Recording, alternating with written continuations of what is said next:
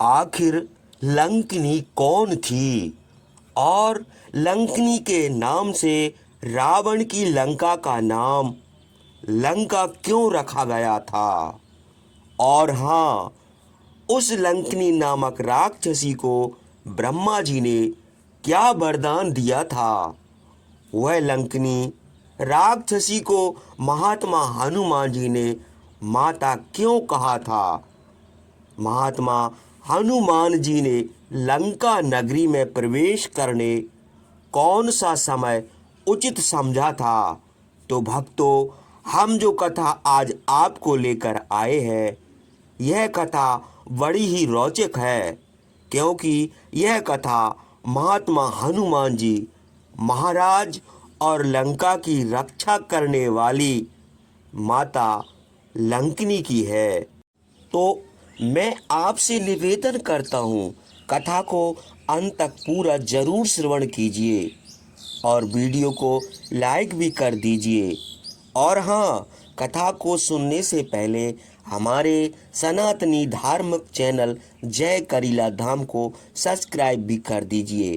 तो चलिए हम वीडियो के माध्यम से कथा की गहराई में डुबकी लगाते हैं। चित्रकूट पर्वत पर खड़े होकर हनुमान जी ने लंका नगरी की शोभा को देखा। लंका नगरी के चारों ओर गहरी खाई थी। समस्त राजभवन स्वर्ण पत्रों से मणित थे। विशाल परकोटे थे और सर्वत्र भव्य भवन दिखाई पड़ रहे थे। लंका में चारों ओर शक्तिशाली और विराट शरीर वाले राक्षस मदमस्त होकर विचरण कर रहे थे। परकोटों पर रावण के सशस्त्र सैनिक विद्वान थे।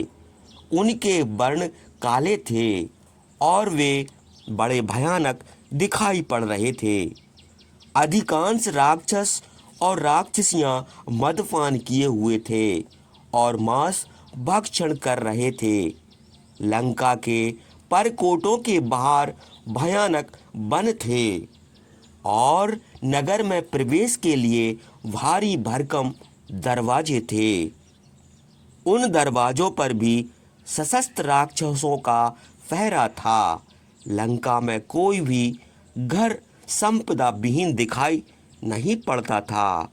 सभी संपन्न और बलशाली थे। हनुमान जी ने सोचा कि लंका में प्रवेश करने का यह समय उचित नहीं है। रात्रि में जब ये राक्षस मदपान और विलास कृत्यों से थक कर हार कर सो जाएंगे, तब मैं लंका में प्रवेश करूंगा और सीता जी की खोज करूंगा। ऐसा सोचकर हनुमान जी ने त्रिकूट पर्वत पर ही समय बिताया और रात्रि का तीसरा पहर होने की प्रतीक्षा करने लगे। रात्रि का तीसरा पहर होने पर जब लंका में सोता पड़ गया, तो हनुमान जी ने अपना सामान्य रूप बनाया और लंका में प्रवेश करने लगे। लेकिन तभी एक विशाल और कुरूप राक्षसी ने उन्हें रोका। हे बानर, तू कौन है और इस तरह लंका में कहाँ घुसा चला जा रहा है? तू क्या जानता नहीं कि इस लंका की रक्षा करने का उत्तरदायित्व मुझे सौंपा गया है? मैं राजेश्वर लंकापति रावण की प्रधान सेविका हूँ और मेरा नाम लंकिनी है। मेरे नाम पर ही इस नगरी का नाम लंका पड़ा है। मेरी आज्ञा के बिना कोई भी इस नगरी में प्रवेश नहीं कर सकता। तू बता कि यहाँ किस लिए आया है? हनुमान जी ने कहा, हे देवी, मैं श्री राम का दूत हनुमान हूँ और उनकी पत्नी सीता जी की खोज में यहाँ आया हूँ। मैं इस लंका नगरी से उनकी खोज करके ही वापस जाऊंगा। कोई भी मेरा मार्ग नहीं रोक सकता। जो ऐसा दुस्साहस करेगा वह पछताएगा। हनुमान जी की बात सुनकर लंकिनी ने कहा, तू जो भी है, मुझे परास्त किए बिना लंका में प्रवेश नहीं कर सकता।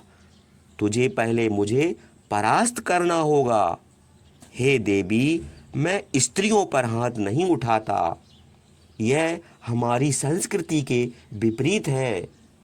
किंतु यदि कोई स्त्री भी मेरे मार्ग को बाधा बनेगी तो मैं उसे भी अपने मार्ग से हटा दूंगा। हनुमान जी ने उससे कहा। हनुमान जी की बात सुनकर लंकनी को क्रोध आ गया। उसने पलटकर एक थप्पड़ हनुमान जी को मार दिया और चीखी, भाग जा यहाँ से, वरना मैं तुझे कच्चा चबा जाऊंगी। हनुमान जी ने भी आव देखा न ताव अपना एक घूंसा लंकनी पर चला दिया। वह घूंसा उन्होंने उसे स्त्री जानकर हल्के से ही चलाया था, पर वह उस घूंसे के प्रहार से धरती पर जा गिरी और उसके मुख से रक्त बहने लगा। लंकनी का सारा शरीर पीड़ा से भर उठा। वह जोर जोर से सांस लेकर हंपाने लगी। कुछ क्षण बाद वह उठी और हनुमान जी के सामने हाथ जोड़कर बोली, हे महाबली बानर, मुझे लगता है कि अब लंका के पापों का अंत समय आ पहुंचा है। ब्रह्मा जी की बात असत्य नहीं हो सकती। उन्होंने एक बार मुझसे कहा था कि जब कोई बानर तुझे अपने पराक्रम से अपने बस में कर लेगा, तब तुझे समझ लेना होगा कि राक्षसों पर महान विपत्ति आने वाली है और इस लंका का सर्वनाश हो जाएगा।